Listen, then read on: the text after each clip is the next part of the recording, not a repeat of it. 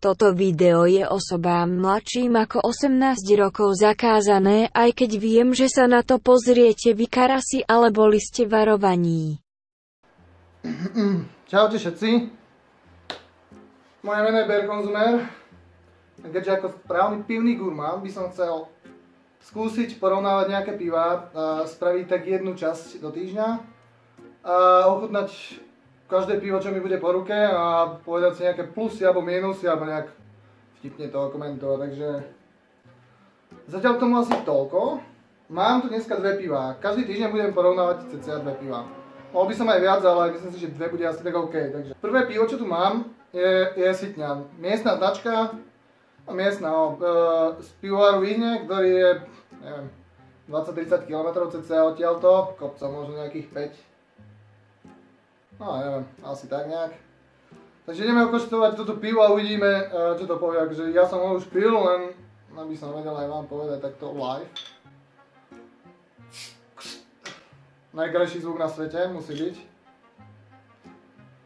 Takže tak. Ešte keby som k tomu zloženiu. Je to 12, 5%. Pivo ako každé iné, aspoň na prvý pohľad. Jediné, čo sa mi na tomto pive nepáči, je to, že obsahuje cukor. Myslím si, že správne pivo by cukor by proste do piva nemal ísť. Cukor má ísť akorát do nejakej torty, čaju alebo do niečoho takého proste. Myslím si, že v pive by cukor nemal byť, ale tá cenová položka toho piva asi zodpovedá tomu, že ten cukor tam proste dali. No. Dobre, takže nalejeme si troška piva. One eternity later. Myslím, že pena je celkom OK, farba je celkom OK, troška to bublinkuje. No, dajme tomu, že by to tak mohlo byť. Ideme vyskúšať, ako chutí.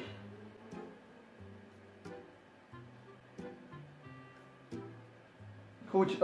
Na tomto pive je dobré to, že je viac také horké. Ja osobne mám rád horkejšie piva. Ako tie menej alebo nejaké sladšie.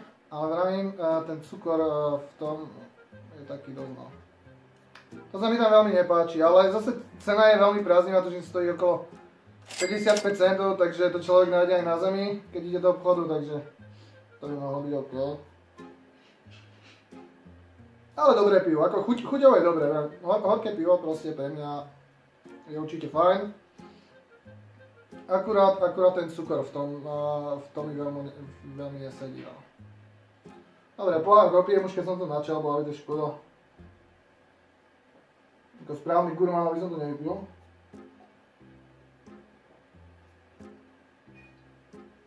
OK, čo k tomuto pivu ešte dodať? Neviem, čo by som k tomu ešte povedal proste. Je na ňom napísané, že vyhral prvnú extraligu, najlepšie pivo na Slovensku i v Čechách. Ťažko povedať. Chuťovo není zle, je to 12 obsah alkoholu. To je, neviem, Krista, koľko má. Tuším, je to okolo 5%. 5% na 12 je tak akurát. 5% stačí na to, aby si sa zjebal jak tento dzedo. Presne 5%. Takže plusy tohto piva je, že 12 5% je OK. Myslím si, že keď má 12 menej ako 5%, že nie je to nejaká chyba, ale... Sorry. Tak potom je to už, není to už tak, nemá to také grády. Myslím si, že 12 je tip-top. Pivo číslo 2. Ukázal som 1, 2. Dobre, takže číslo 2 pivo je Kozel. Veľkopoplický Kozel.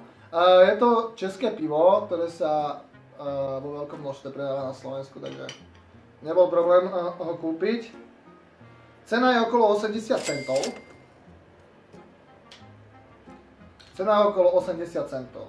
Je to 12. Objem alkoholu 4,8. Není to síce 5, ale... Není to síce 5. Ale tých 4,8. Dali som to takú spodnú hranicu na to, aby to bola 12 proste. Keď už to má menej, už by to fakt tá 12 nemala proste byť. Pozitíva toho piva proste, hlavne tam nie je žiadny cukor proste, fakt vravím, cukor do piva proste, cukor má byť v káve, koláčoch, proste kokotinách nejakých a nie to trieska do piva. Dobre, ideme ochutnať, nech si povieme niečo o chuti. OK, to nám stačí. Pozerám, že príjemne veľká pena, ktorá nebola taká proste, ako bola na Sitňane. Ale je dosť bubliniek, takže nechám to troška odstáť. Pivo je bielej farby, takže je to biele pivo, není to tmavé. Mám všetko len biele piva proste. Časom môžem skúšať nejaké na videjko nejaké tmavšie piva, ale momentálne som sa rozhodol, že budem porovnávať miestne značky s cudzími a hlavne s takým, ktorým mám možnosť sa dostať. No. Takže ideme ochutnať, ako to chutí. Vôňa.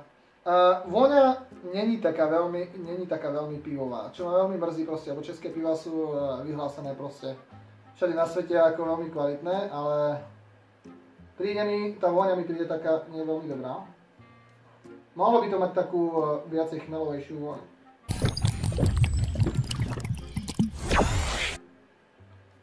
Čo by som povedal k chuti? Čo sa týka horkosti, oproti Sitňanovi, keďže ja mám rád horkejšie piva, vravím, niekto má možno rád sladšie a niekto má možno rád horkejšie. Toto pivo je viacej také sladšie a tá chuť je menej taká horkastá. A zase bola bohatšia pena, troška viacej bubliniek, neviem či je to plus alebo minus, ale asi v tých flaškových pivách by to tak nejak malo byť.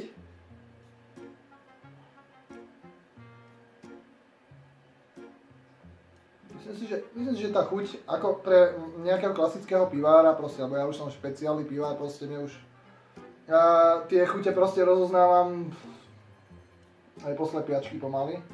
Takže vravím, není zlé pivo. Akurát tá vôňa, čakal som viacej takú aromatickejšiu vôňu, takú viacej pochmele, ale akože chuťovo není zlé, je troška menej horké akurát.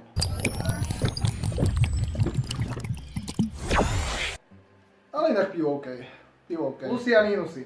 Myslím si, že farba je úplne rovnaká ako u každého piva. Nájdu sa aj také piva, ktoré ani tú farbu nemajú takú, ako by mali mať.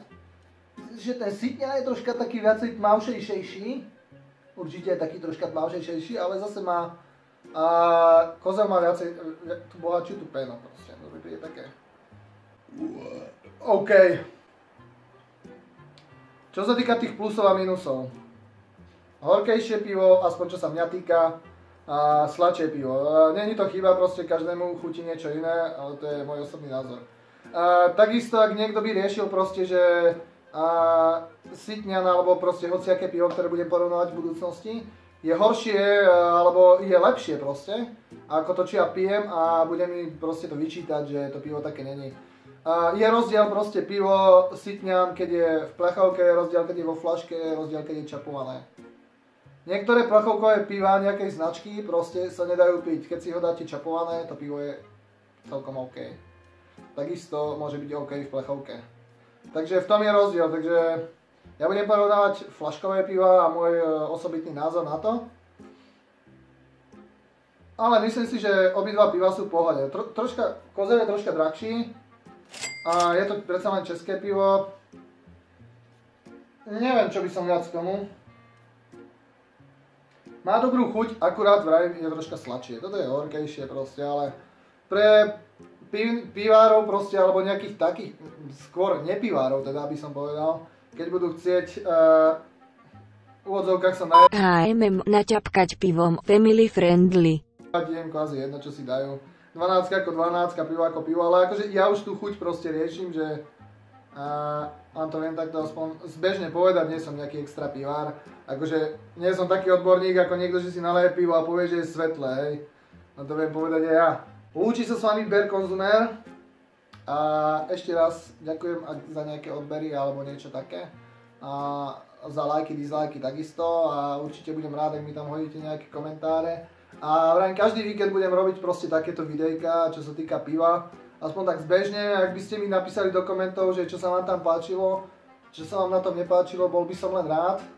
A možno by som ďalšiu časť proste nejak tomu prispôsobil, aby to vyzeralo lepšie.